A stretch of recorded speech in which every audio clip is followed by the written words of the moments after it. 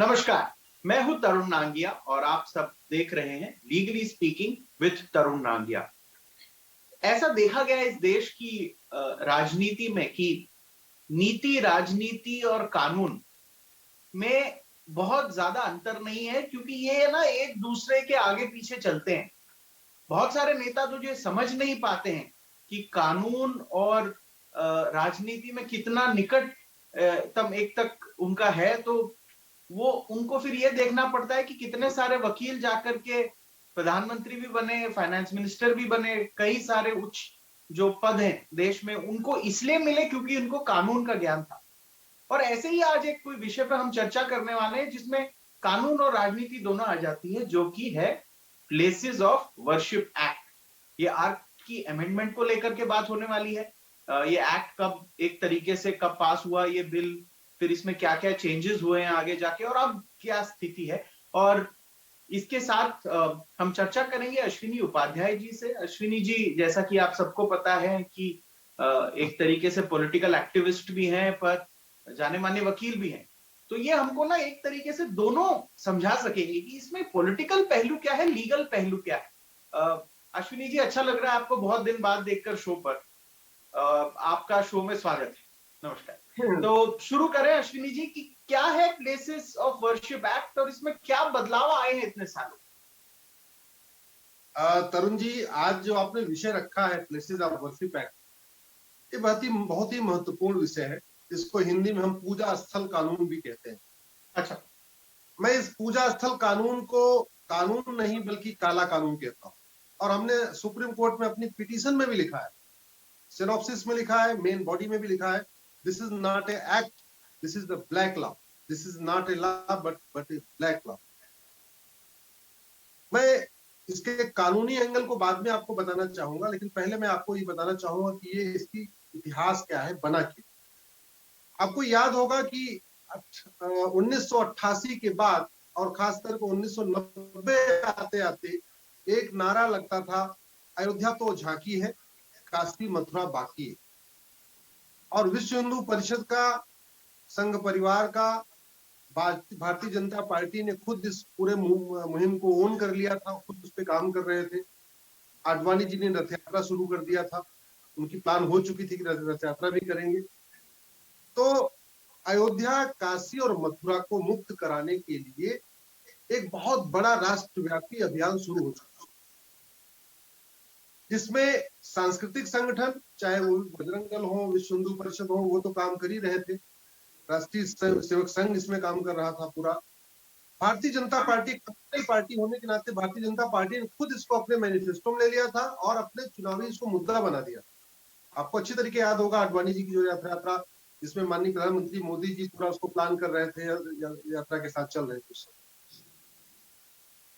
उस समय कांग्रेस को एकाएक, मुझे समझ में नहीं आ रहा है कि कांग्रेस में किसने ये याद, क्योंकि कांग्रेस के पास वकीलों की फौज है, पूरी कांग्रेस के पास एक कहते नहीं बैटरी ऑफ लॉयर्स है, बड़े दिग्गज वकील, एक से बढ़कर एक, एक से बढ़कर एक। उसमें किसी ने दिमाग दिया कि एक ऐसा कानून बनाते हैं कि अयोध्या को तो ठीक है चलने देते हैं, अयोध्या का मामला कोर्ट में चल रहा है, इसको चलने देते हैं, लेकिन कानून बना के सारे और जितने भी मंदिर हैं जिन पे विवाद है, जिन पे एक आंदोलन शुरू हो चुका है और शुरू हो सकता है, इसको खत्म कर देते हैं। उस समय ये 1991 में नरसिम्हा राव की सरकार ने संसद में ये बिल ले आए, 1900 प्लेसेस ऑफ वर्शिप एक्ट, जिसको पूजा स्थल कानून कहते हैं। जब ये बिल आया तो उस समय लोकसभा, राज्यसभा में इसका बहुत विरोध हुआ। बहुत विरोध से मतलब भारतीय जनता पार्टी की जितनी क्षमता था उस क्षमता के हिसाब से उन्होंने विरोध किया। राज्यसभा में अरुण जेटली जी ने इस पे बहुत अच्छी बहस किया और बहुत पुरजोर तरीके से इसका विरोध किया और मांग किया कि भाई आप इस तरीके से कानून नहीं बना सकते, जहां आपको अधिकार नहीं आप वहां कानून बना रहे। कई सारी इसकी खामियां बताई जो भी मैं बताऊंगा आपको। इसलिए इसको कम से कम एक बार आप इसको पार्लियामेंट स्टैंडिंग कमेटी को भेजते। उनकी बात नहीं मानी गई क्योंकि राज्यसभा में संख्या भाजपा की बहुत कम थी। लोकसभा में विजय कुमार मल्होत्रा जी थे, उमा भारती जी थे, इन लोगों ने बहुत पुरजोर तरीके से इसको विरोध किया। आडवाणी जी खुद उस समय हुआ करते थे, उन्होंने बहुत इसका विरोध किया, लेकिन लोकसभा में संख्या भाजपा की बहुत कम थी तो वो भी बात नहीं मानी गई। और इसको पार्लियामेंट स्टैंडिंग कमेटी में भेजने की बजाय, इसको अच्छी तरीके एग्जामिन करने की बजाय इस कानून को पास करा दिया गया, जिसको लगभग 30 साल के बाद हमने सुप्रीम कोर्ट में चैलेंज किया है। और इस काले कानून को, जो हमारी चुनौती थी, जो हमने कमियां बताई थी, प्राइमा फेसी सुप्रीम कोर्ट ने उसको एडमिट किया है, एक्सेप्ट किया है। इसीलिए केंद्र सरकार के गृह मंत्रालय, कानून मंत्रालय और कल्चर मिनिस्ट्री, सांस्कृतिक मंत्रालय को नोटिस जारी किया है। 30 अप्रैल को इस पर फिर सुनवाई होगी। लेकिन ये मैं पूरे दावे के साथ कह सकता हूं कि ये कानून नहीं बल्कि एक पॉलिटिकल कानून था, राजनीतिक तरीके से एक हथकंडा था, केवल और केवल वोट बैंक की पॉलिटिक्स के लिए, तुष्टीकरण के लिए और हिंदुओं की भावनाओं को आहत करने के लिए। केवल हिंदू की नहीं बल्कि हिंदू, जैन, बौद्ध, सिख, चारों को मुझे लगता है इस कानून के द्वारा पूरी तरीके से उनके जो फंडामेंटल राइट है उसको खत्म करने का प्रयास किया गया है। और इसीलिए यही हमारी जो दलील थी माननीय सुप्रीम कोर्ट ने एक्सेप्ट की। अभी आपको लगता है इसके आगे हम कहाँ जा रहे हैं, बेसिकली क्या होने वाला है आगे? जो आपकी सुप्रीम कोर्ट में एक तरीके से आपने जो प्ली दी है वो क्या बात करती है? देखिए तरुण जी, हम डेमोक्रेटिक कंट्री में रहते हैं। डेमोक्रेटिक कंट्री में रूल ऑफ लॉ, जो हमारे rule of law is the basic dictum of democracy. Rule of law is the integral part of article 14। क्योंकि हम कहते नहीं, हिंदी में कहते हैं ये देश कानून चलता है, कानून का राज है, कानून सबसे ऊपर है। तो ऐसे लोकतांत्रिक देश में जहां कानून सबसे ऊपर है, जहां संविधान सबसे ऊपर है, वहां पर किसी भी विवाद का जो निपटारा है, किसी भी विवाद का समाधान वो कोर्ट के जरिए होता है। लेकिन ये कानून बना के हिंदू, जैन, बौद्ध, सिख के लिए कोर्ट का दरवाजा बंद कर दिया। दूसरे शब्दों में ये कह सकते हैं कि यहाँ यानी लोकतांत्रिक देश में आप लोकतंत्र को खत्म करके भीड़ तंत्र को बढ़ावा दे रहे। अगर हिंदू, जैन, बौद्ध, सिख अपने समस्या को लेके कोर्ट नहीं जाएंगे, काशी का मामला, मथुरा का मामला, भद्रकाली का मामला, ऐसे और कई सारे जैन मंदिर हैं, कई सारे बौद्ध मंदिर हैं, कई सारे सिखों के मंदिर हैं पंजाब में, उनको लेकर अगर कोर्ट नहीं जाएंगे तो जहां कहां जाएंगे? अब ये कानून ये कह रहा है कि नहीं, हम कोर्ट तो आप जा नहीं सकते। इसका मतलब आप एक काम करो, भीड़ इकट्ठा करो, लाठी डंडे इकट्ठा करो और जाओ, जहां जहां आपका स्थान है वहां कब्जा कर लो। तो एक तरीके से ये कानून लोकतंत्र को खत्म कर रहा है, भीड़ तंत्र को बढ़ावा दे रहा है। ये कानून आर्टिकल 14 जो रूल ऑफ लॉ का कॉन्सेप्ट होता है उसको खत्म कर रहा है। इसलिए हमने सबसे पहला ग्राउंड ये लिया है, ये आर्टिकल 14 का वायलेशन करता है, इसलिए इस कानून को स्ट्राइक डाउन किया।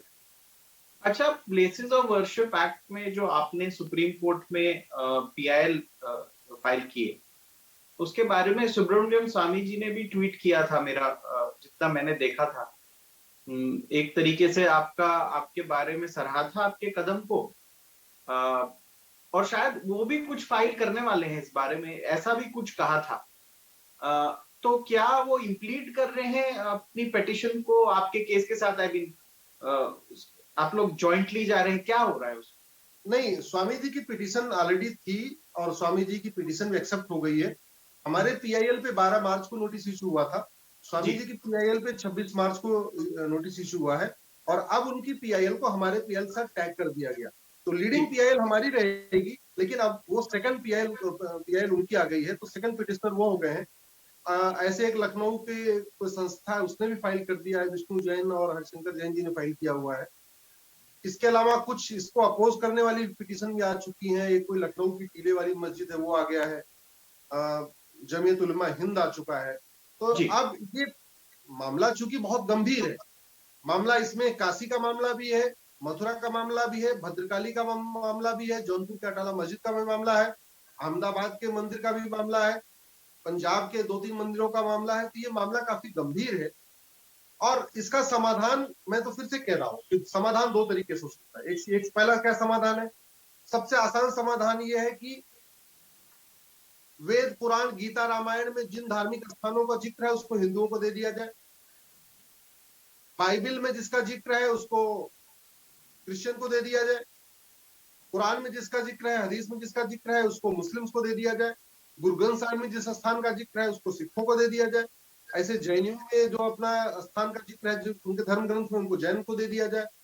ऐसे बौद्ध को दे दिया जाए। सबसे आसान समाधान है ये। इसके बावजूद अगर ऐसे कोई स्थान है जिनका किसी भी धर्म ग्रंथ में जिक्र नहीं है, उसका समाधान कोर्ट के जरिए हो सकता है। मुझे लगता है ये सबसे आसान समाधान है, जिसमें कोई विवाद भी नहीं होगा और सब लोग खुश भी हो जाएंगे, किसी की हानि भी नहीं होगी और किसी को जो है बहुत परेशान भी नहीं होना पड़ेगा। लेकिन अब जिस तरीके से इसमें कुछ लोग आ रहे हैं विरोध करने के लिए, जमीयत उलमा हिंद आ गया, पर्सनल लॉ बोर्ड कह रहा है मैं भी आऊंगा, एक लखनऊ में जहाँ भगवान लक्ष्मण जी का मंदिर था वहां की टीले वाली मस्जिद बन गई है, वहां उस मंदिर पे वो भी आ गए। तो इसका मतलब ये लोग कोर्ट में विरोध करेंगे, तो सुप्रीम कोर्ट देश की सबसे बड़ी अदालत है, वो टेस्ट करेगी इसको लीगली। अब लीगल में आपको एंगल बताता हूँ। एक पहला आपको मैंने बताया आर्टिकल 14 का वायलेशन हुआ, रूल ऑफ लॉ। दूसरा जो सबसे बड़ा है, right to justice, right to move a court, right to get justice from court is our fundamental right. ये भारत में सबका मौलिक अधिकार है आर्टिकल 21 के अंतर्गत कि हम अपने किसी भी विवाद के लिए कोर्ट जाएं और वहां से न्याय लें। चूंकि हमारा इसमें यह कहना है कि इस कानून के द्वारा हिंदू, जैन, बौद्ध, सिख के लिए कोर्ट का दरवाजा ही बंद कर दिया गया, हमें कोर्ट पे पहुंचने से रोक दिया गया, तो ये हमारे सीधे सीधे फंडामेंटल राइट का वायलेशन हो रहा है। ऐसे ही आर्टिकल 26 ये कहता है कि सभी पंथ को, सभी मजहब को अपने प्राचीनतम जो उनके धरोहर है, ऐतिहासिक धरोहर है, धार्मिक सांस्कृतिक जो धरोहर है, उसको रख रखाव करना, उसको मेंटेनेंस करना, उसको मैनेज करना, उसको प्रोटेक्ट करना, ये उन सबका फंडामेंटल राइट। जैसे हिंदुओं का अधिकार है कि वो पूरा पूरा जो काशी का भगवान भोलेनाथ का मंदिर है उसको पूरा रख रखाव करे, देखभाल करे। मथुरा में हिंदुओं को पूरा अधिकार है, भद्रकाली में हिंदुओं का अधिकार है, ऐसे जैन टेम्पल है, ऐसे बौद्ध टेम्पल है, उन सबको अपना अपना फंडामेंटल राइट। तो आर्टिकल 25 के खिलाफ, क्योंकि ये क्या कह रहा है कि नहीं, 1947 कट ऑफ डेट, अगर 1947 कट ऑफ डेट का मतलब ये हुआ कि चूंकि 1192 के बाद यहाँ पे मुगलों का राज था, मुगलों ने कब्जा किया, और मुगलों ने कब्जा नहीं किया बल्कि मंदिरों को तोड़ा, मंदिरों की मूर्तियों को खंडित किया, और कई जगह तो ऐसा हुआ कि मंदिर के मलबे से ही मस्जिद बना दी। अब ये 1947 के स्टेटस को का मतलब कि इस सरकार ने मुगलों के गलत कार्य को, इलीगल एक्ट को लीगलाइज कर दिया। करना यह था कि अगर कोई इलीगल एक्ट है उसको पहले आप लीगलाइज नहीं कर सकते। अगर जो हमारा कॉन्स्टिट्यूशन कहता है, जो सुप्रीम कोर्ट के बहुत सारे जजमेंट है कि हिस्टोरिक रॉन्ग को करेक्ट करना सरकार की ड्यूटी है। अगर कोई ऐतिहासिक भूल हो चुकी है, जो राम मंदिर के मामले में भी सुप्रीम कोर्ट ने कहा है, if there is any historic wrong government can correct it. यहां पे क्या किया सरकार ने, हिस्टोरिक रॉन्ग को करेक्ट नहीं किया, जो मुगलों की गलती थी उसको करेक्ट नहीं किया, बल्कि मुगलों की गलती को एक्सेप्ट कर लिया और 1947 कट ऑफ डेट दे दिया। इसलिए ये आर्टिकल 21, 25, 26 का भी वायलेशन। सबसे बड़ी बात ये कि ये बड़ा और भी इससे गलत क्या किया कि जो स्थान हमारे धार्मिक मान्यताओं के खिलाफ, जैसे जो अयोध्या में, काशी में, मथुरा में जो मस्जिद बनी हुई, वो केवल हिंदू मान्यताओं के खिलाफ नहीं है बल्कि वो इस्लामिक मान्यताओं के भी खिलाफ। मोहम्मद साहब ने जो पहली बार मस्जिद बनाई थी मक्का में, तो उन्होंने जमीन पे ऐसे सीधे नहीं, वो जमीन खाली थी वहां पे जाके मस्जिद बना दी, ऐसे नहीं किया था। बाकायदा प्रॉपर वे में उस जमीन की कीमत उन्होंने अदा किया था, फिर वहां पे जाके मस्जिद बनी। और कुरान में बहुत साफ साफ लिखा हुआ है, हदीसों में बहुत साफ साफ लिखा हुआ है कि जहां पे मस्जिद बनेगी वो जमीन वर्जिन होनी चाहिए, वो शुद्ध जमीन होनी चाहिए, वो जमीन पाक होनी चाहिए, वहां किसी का कब्जा नहीं होना चाहिए। अगर किसी का कब्जा है तो पहले आप उसको पैसे दो, और पैसे देकर उसको खरीदो। अगर किसी की जमीन है, किसी का खेत है, किसी का खलिहान है, कुछ भी है, तो ये जो ढांचे बने हुए हैं, चाहे वो काशी में है, चाहे वो मथुरा में है। मैं जिस तरह देख रहा हूं, आप जो ये कह रहे थे, बट आप ठीक है, आप कंप्लीट करें फिर मैं। हाँ, तो ये जो अवैध रूप से ढांचे बने हुए हैं, जो हिंदुज्म के भी खिलाफ, क्रिश्चियनिटी के खिलाफ, इस्लाम के भी खिलाफ, सिखिज्म के खिलाफ, बौद्धिज्म के खिलाफ, जैनिज्म के खिलाफ, उनको ये लीगलाइज कर दे रहा है, उन ढांचों को लीगलाइज कर दे रहा है, उन धार्मिक स्थानों को लीगलाइज कर दे रहा है। इसलिए भी ये कानून इलीगल है। फंडामेंटल डायरेक्टिव प्रिंसिपल बहुत आर्टिकल 49 में लिखा हुआ है, ये सरकार की ड्यूटी है कि जो ऐतिहासिक स्थान है, चाहे वो धार्मिक स्थान है या ऐतिहासिक स्थान है, उनका पूर्ण रूप से उनको प्रोटेक्ट करना, उनके ओरिजिनल कंडीशन में प्रोटेक्ट करना, ये सरकार की ड्यूटी है। तो सरकार का काम था कि जो काशी है वो केवल धार्मिक स्थान नहीं है, बल्कि एक ऐतिहासिक स्थान। मथुरा जो है एक धार्मिक स्थान के अलावा ऐतिहासिक स्थान भी है, हमारी हमारी संस्कृति का हिस्सा है, हमारे कल्चर का हिस्सा है। उसको प्रोटेक्ट करना सरकार काम था। लेकिन सरकार ने क्या किया, वहां पे जो एक अवैध तरीके से, गैर इस्लामिक तरीके से, गैर पुरानिक तरीके से ढांचा बना हुआ है, उसको उन्होंने लीगलाइज कर दिया। इसलिए इस आधार पर मैंने कानून को चैलेंज किया। और सबसे बड़ी महत्वपूर्ण विषय ये, इस कानून को लॉ एंड ऑर्डर की आड़ में बनाया गया। ये कहा गया कि इससे पब्लिक लॉ एंड ऑर्डर खराब हो जाएगा, इसलिए हम इस कानून को बना रहे हैं। अगर कानून नहीं बनाएंगे तो लॉ एंड ऑर्डर बिगड़ जाएगा। और वास्तव में law and order state subject, हमारे संविधान में काम का बंटवारा है, एक यूनियन लिस्ट है, एक स्टेट लिस्ट है, कंकरेंट लिस्ट। तो law and order state subject है, ना वो कंकरेंट है ना यूनियन है। यानी लॉ एंड ऑर्डर के मामले में केंद्र सरकार कानून नहीं बना सकती। फिर पिलग्रिमेज जो यूनियन सब्जेक्ट है, उसमें लिखा है पिलग्रिमेज आउटसाइड इंडिया। इसका मतलब संविधान हमारा ये कहता है कि भारत के बाहर अगर कोई धार्मिक स्थान है, जैसे कि कैलाश मानसरोवर, वहां पे जो अगर उसके बारे में कोई कानून बनाना है, उसके बारे में कोई रूल्स रेगुलेशन बनाना है, वो सेंट्रल गवर्नमेंट बनाएगी। लेकिन पिलग्रिमेज विद इन इंडिया ये स्टेट सब्जेक्ट है। तो काशी का मामला, भद्रकाली का मामला, जौनपुर कटाला मस्जिद का मामला, मथुरा का मामला, ये तो स्टेट सब्जेक्ट हो गया, ये तो विद इन इंडिया है, इसमें पार्लियामेंट नहीं बना सकती। तो न तो पार्लियामेंट को ये कानून बनाने का अधिकार था, न पार्लियामेंट को ये बनाने के लिए कॉम्पिटेंट थी, न पार्लियामेंट रूल ऑफ लॉ के खिलाफ कानून बना सकती है, न पार्लियामेंट कोर्ट का दरवाजा बंद कर सकती है, न पार्लियामेंट हमारे फंडामेंटल राइट छीन सकती है। इसलिए ये कानून खत्म होना चाहिए। और हमें पूरा भरोसा है जब ये फाइनल हियरिंग पे आएगा तरुण जी, ये कोई 30 दिन 40 दिन लंबी बहस नहीं होगी जैसे राम मंदिर की इतनी लंबी बहस हुई थी। ये विद इन ए वीक, मुझे लगता है अगर सोमवार को इस पे बहस शुरू होगी तो शुक्रवार तक, फ्राइडे तक ये मैटर खत्म हो जाएगा। और ये टिकेगा नहीं, ये मैं आपको आज ही लिख के देता हूं। इसमें इतनी कमियां है, 20 कमियां हैं जो मैंने गिनवाई है इसमें, कि ये कानून खत्म होना ही होना है, पूरी तरीके से इलीगल है, अनकॉन्स्टिट्यूशनल। बेसिकली मैं ये बात आपसे बेसिकली समझ गया हूं कि आप ये कह रहे हैं कि लीगल रिड्रेसल का मौका जो चाहिए उसको देना चाहिए, जो भी कोर्ट में जाना चाहे, फिर कोर्ट डिसाइड करे उसमें सही क्या है गलत क्या है, पर आप लोगों से वो हक मत छीने। ये आपकी एक तरीके से कोर्ट में दलील आप देंगे। जी बिल्कुल बिल्कुल, हमारी यही दलील है कि अगर आप लोकतांत्रिक देश में, डेमोक्रेटिक कंट्री में, which is govern by the rule of law, which is govern by the constitution, आप यहाँ अगर कोर्ट जाने का अधिकार छीन लोगे, फिर तो लोग मजबूर हो में भीड़ इकट्ठा हो जाएंगे, यहाँ भीड़ तंत्र हावी हो जाएगा। लोग भीड़ इकट्ठा हो जाएंगे और इकट्ठे होके जहां जहां उनको लगता है कि उनके साथ अन्याय हो रहा है, जहां उनको लगता है ये उनका स्थान है, गलत तरीके से कब्जा किया हुआ है, अगर आप कोर्ट नहीं जाने दोगे तो आप बेसिकली क्या आप ये कह रहे हैं कि रूल ऑफ लॉ को एक तरीके से देश में कानून का राज रहे, इसलिए आपने ये पीएल फाइल किए ताकि भीड़ तंत्र को एक तरीके से एंकरेजमेंट ना मिले, लोग जाकर के, मतलब एक बार कोर्ट में मामला चल जाता है तो फिर कोर्ट भी लोगों को कहता है कि कोई इसमें कुछ होना नहीं चाहिए, जो फैसला करेगा वो कोर्ट करे। एग्जैक्टली, बिल्कुल तरुण जी, आप बिल्कुल आपने सही कहा कि हम ये चाह रहे हैं कि इस जो भी विवाद है उसका समाधान कोर्ट के जरिए हो। कोर्ट के जरिए सबसे शांतिपूर्ण समाधान होता है। जब भी भीड़ तंत्र के द्वारा कोई समाधान होता है तो वो शांतिपूर्वक नहीं होता, उसमें हिंसा होती है, उसमें मारपीट होती है, उसमें लोगों की जाने जाती है। अगर ये सरकार ये कानून नहीं खत्म करेगी, सुप्रीम कोर्ट ये कानून नहीं खत्म करेगा, मजबूर हो जाएंगे लोग अब कानून अपने हाथ में लेने के लिए, मजबूर हो जाएंगे लोग भीड़ इकट्ठा करके डंडा और भाला और गड़ासे लेके वहां अपने अपने स्थान पे जाने के लिए। कोर्ट में एक बार मुकदमा शुरू हो जाता है तो सबको, भारत में ये अच्छी बात यह है कि कोई किसी भी पंथ, किसी भी मजहब का मानने वाला हो, कोर्ट में सबको भरोसा है। कोर्ट में मुकदमा चलने लगता है, भले ही वो 100 साल चले, 150 साल चले, 200 साल चले, लेकिन लोग कहते हैं ठीक है भाई, जो होगा कोर्ट करेगी, हम उसको मानेंगे।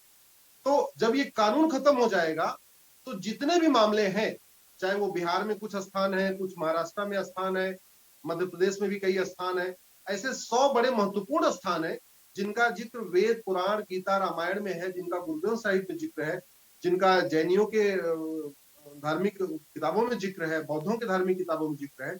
मुझे लगता है कम से कम वहां पे लोकल लोग, डिस्ट्रिक्ट लेवल के लोग, वहां के लोग अपना मुकदमा लड़ेंगे और मुकदमे के द्वारा जो उनका समाधान होगा वो फैसला मान लेंगे। अदरवाइज अगर ये ऐसा नहीं किया गया तो मुझे लगता है फिर राष्ट्रीय स्तर पे एक बड़ा बहुत ही माहौल खराब हो सकता है, देश में अशांति फैल सकती है। फिर से फिर एक पॉलिटिकल एजेंडा बन जाएगा, लोग इसको पॉलिटिकल मुद्दा बनाना शुरू कर देंगे, मुद्दा बनाना शुरू करेंगे, फिर इसी आधार पर इलेक्शन होना शुरू हो जाएगा, कोर्ट में चला जाएगा, मामला सब जुडिस हो जाएगा। मथुरा का मामला सब जुडिस हो गया, भद्रकाली का सब जुडिस हो गया, जौनपुर के अटाला मस्जिद का शुरू हो गया, काशी का, जब सब सारे मामले सब जुडिस हो जाएंगे तो कम से कम इसमें पॉलिटिकल इंटरफेरेंस नहीं होगा और रूल ऑफ लॉ के आधार पे जिसको जो मिलेगा वो उसको एक्सेप्ट करेगा। अश्विनी जी, पहले तो बहुत बहुत धन्यवाद आपका कि आपने ये जो टेक्निकल मुद्दा एक तरीके से लोगों को, सारे लोग जो देख रहे हैं आपको, जनता को समझाया कि प्लेसेस ऑफ वर्शिप एक्ट का महत्व क्या है, और लीगल तरीके से आपने लोगों से शेयर किया कि आप सिर्फ ये मांग रहे हैं कि कोर्ट में मुझे अगर केस फाइल करना है तो उसका हक चाहिए, आप उससे ज्यादा कुछ नहीं मांग रहे इस पीआईएल के द्वारा।